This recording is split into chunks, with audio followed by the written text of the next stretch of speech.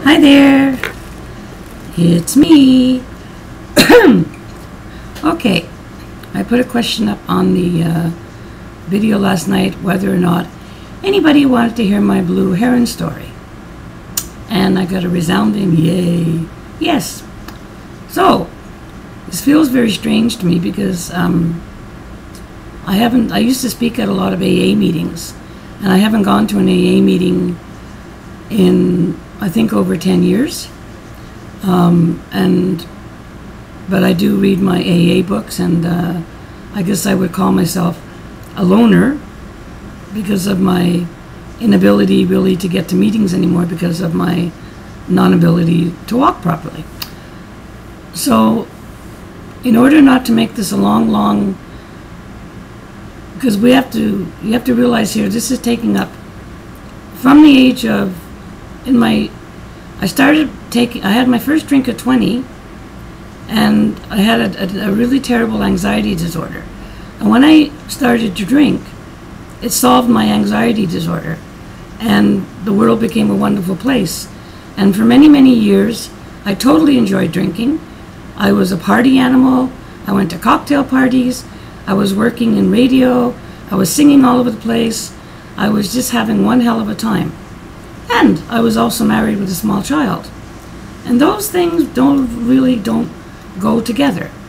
Thus, that's caused a lot of problems for me with one of my children, and I don't blame him, but he was very young, and I've been sober for 24 years. So I cannot go through all the years of my drinking. I'm just going to tell you that it was fun. I had a ball. The fun turned into hell. I tried for many years to get out of the hell. I attempted suicide I don't know how many times. I didn't want to live. I couldn't think about living without drinking, and I couldn't imagine living while drinking. I lost a huge singing contract in 1982 or 83 because of my drinking. I lost everything. I lost so much. So we're not going to go into all that, because all you have to do is go, I'm sure on YouTube there's many AA stories, and basically they're all different. But in my case, I stopped drinking in my 40s, which is around the age that a lot of you gals have your beauty channels on here. So I didn't have a drink till I was 20, and I didn't stop until I was in my 40s. I'm now 66, and I've been sober for 24 years. So I want to tell you the story. The way I stopped was so ridiculous, because it was a very stressful time in my life. I wore blue in honor of my blue heron. A blue heron, by the way, girls, it's a big huge bird.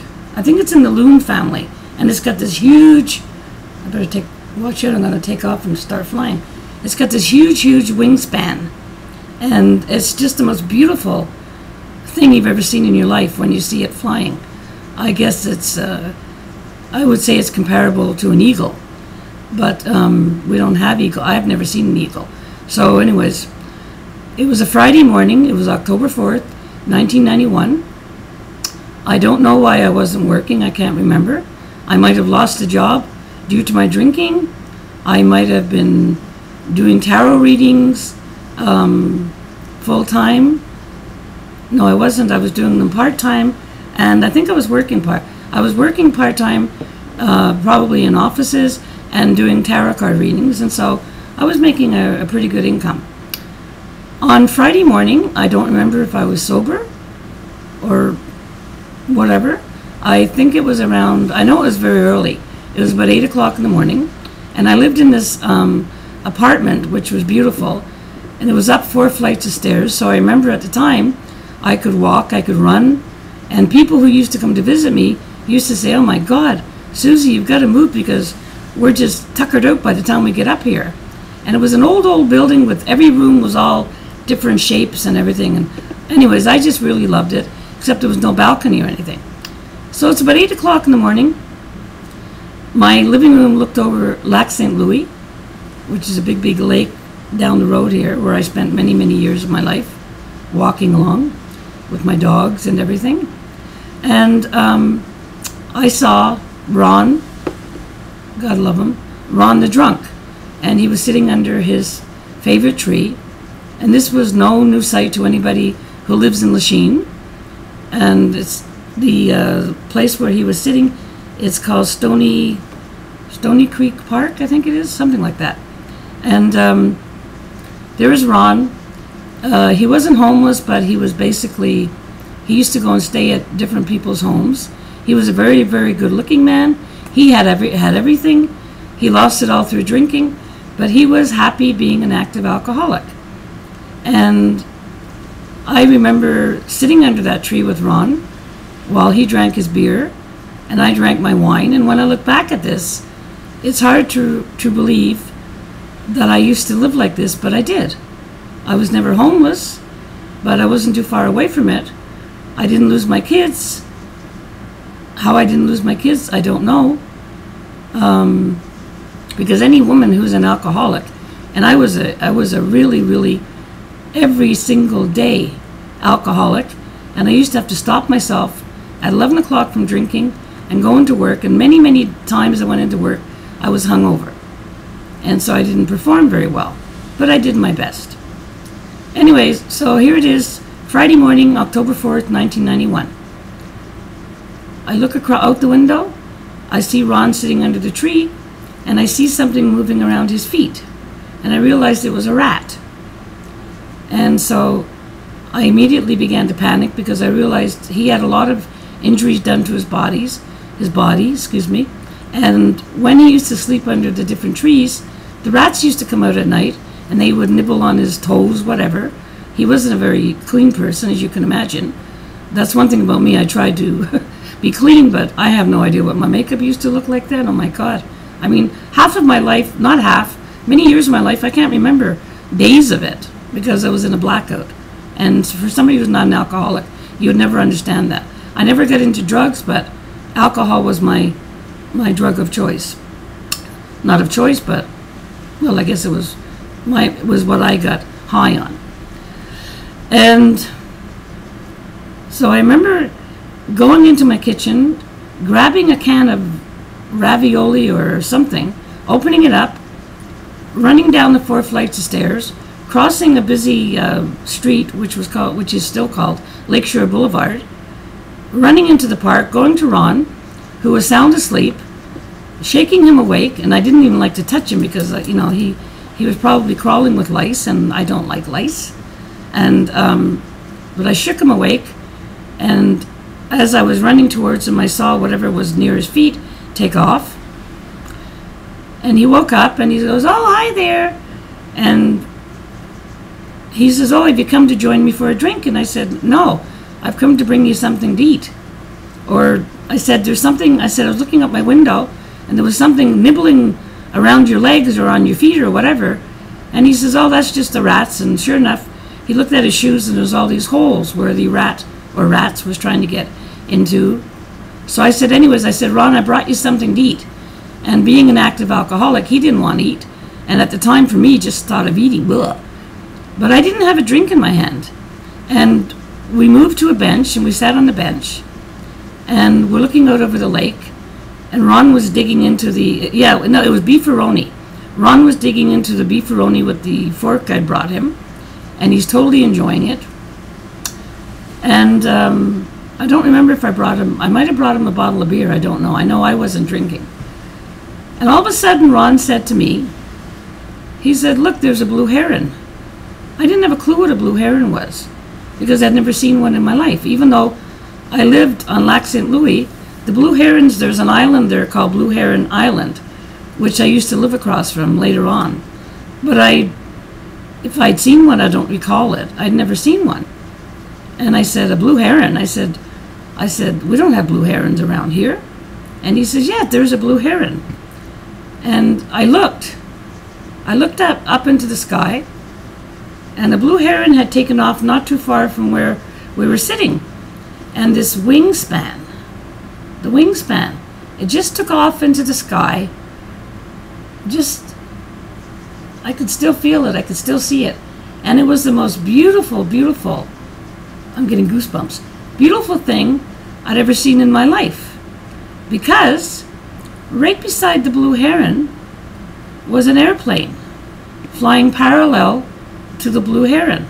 So you've got this beautiful bird flying with this huge wingspan with all these bluish, silvery, purpley colors coming off of it in the sunlight, and this big hunk of metal that was an airplane with hundreds of people going to holidays somewhere.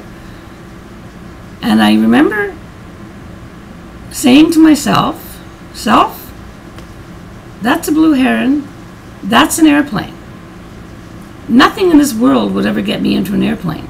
I know you people know that already. But something just clicked in this stubborn brain of mine. And all of a sudden, I heard this voice say to me, man made that airplane. That big clunking piece of silver that the wings didn't move, it was just making a lot of noise and going straight up into the sky. And that beautiful blue heron, gracefully flying over to Blue Heron Island, man didn't make that bird. Something else made that bird. And that is the day I came to believe. And that was the last day I ever had a drink. Why? I have no idea. I had been going through a really rough year. My father was dying of cancer, and he was to die on the 28th of the same month. Now this is the 4th. My dad died on the 28th. Oh, I know, I was working for a doctor.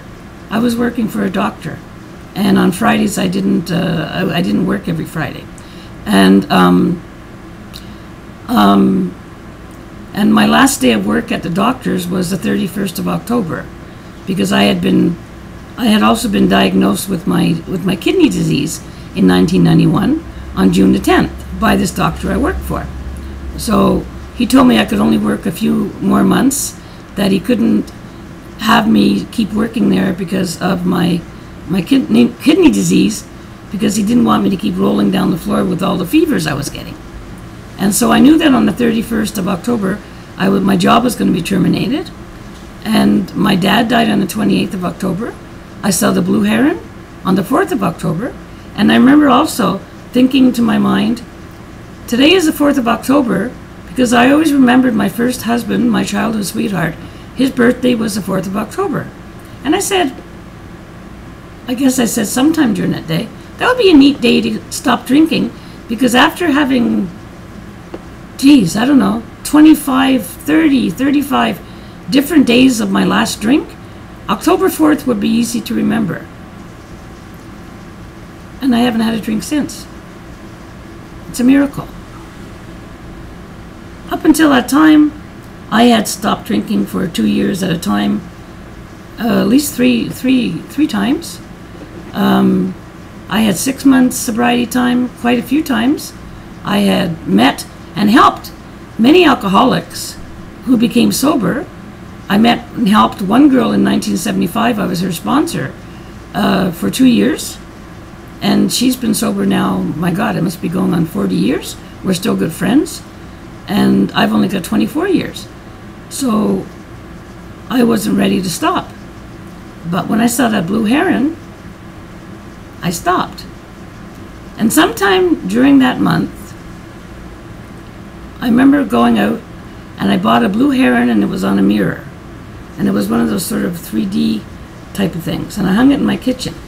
And that was my most precious thing, I think, that I owned.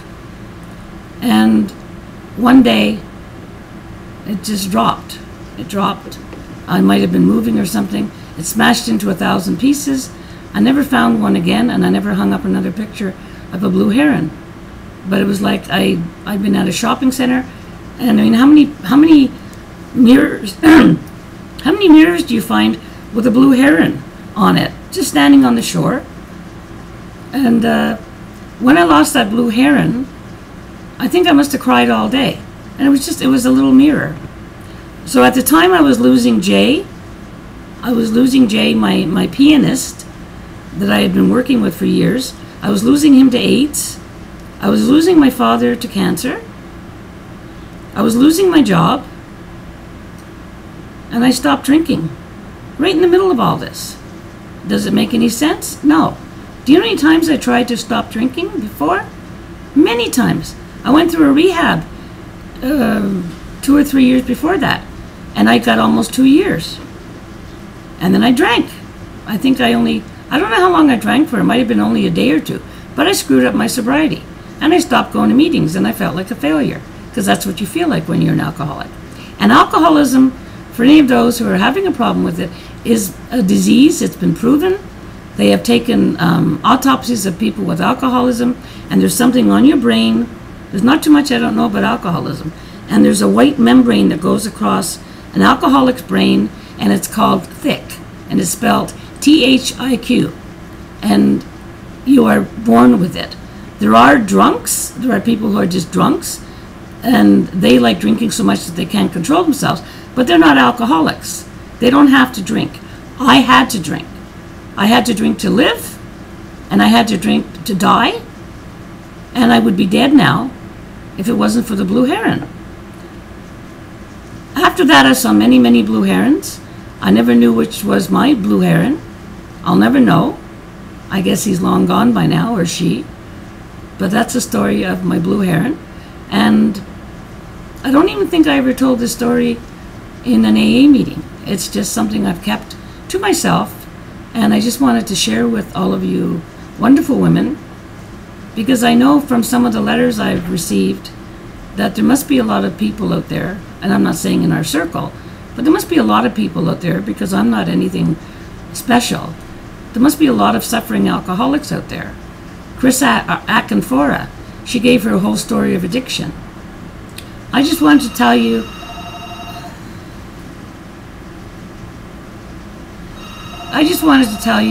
the story of the blue heron. Holly, I'll call you back. I'm right in the middle of a video. Okay, bye. She always does that. So that is the story of my beautiful, beautiful, beautiful blue heron. 3 months later, when I took my first of the last of the 3-month chips, I had a whole collection of them. I had Ron brought over to the United Church. The minister cleaned them all up and put him in a suit. He was holding my hand, shaking like a leaf, and we gave him a couple of beers. I insisted that he hold one hand and somebody else held the other hand. I think she has something like 3 days sobriety. And I took that 3-month chip, and it was one of the proudest days of my life. And then I met my love. I met my love the same year, just shortly after that. And then everything after that, I had the most beautiful, beautiful, beautiful 15 years of my life. And so that's the story of my blue heron. So I hope you all enjoyed it. And I wish I had my picture, my mirror. But I don't. And anyway, so the blue heron, that was the end of my hell. And it was a miracle. And the thing that really gets to me is, after all this, and after knowing that this was a miracle, why do I have such a hard time believing, like everybody else does, in a normal God? I just have such a hard time with that. But I believe in my blue heron. I believe in my inner guide. I believe in love. I believe in so many good things. So maybe someday it'll come to me. Anyway, so sorry I got a bit emotional there, but that's the story. Okay, I hope I wasn't too long. I probably was. But I'll see you on the weekend. And please don't say, oh, you know, you sound tired, or I feel fine today. I'm having a day off. And I just got a little bit emotional there, because it's kind of hard to think that that woman, that suffering alcoholic who used to drink every single day and do so many stupid things and screw up her life so badly, that was actually me. But you know what? I'll never forget who I was. I'll never forget what I was. And I'll never forget where I hopefully am going in my sobriety. And I would not take a drink if somebody offered me to pay all my bills, to buy me a house, to give me anything in the world, even a kidney. I would not take a drink. So I love you all. I hope you enjoyed this story. And I'll see you sometime over the weekend. Bye now. And if this didn't record,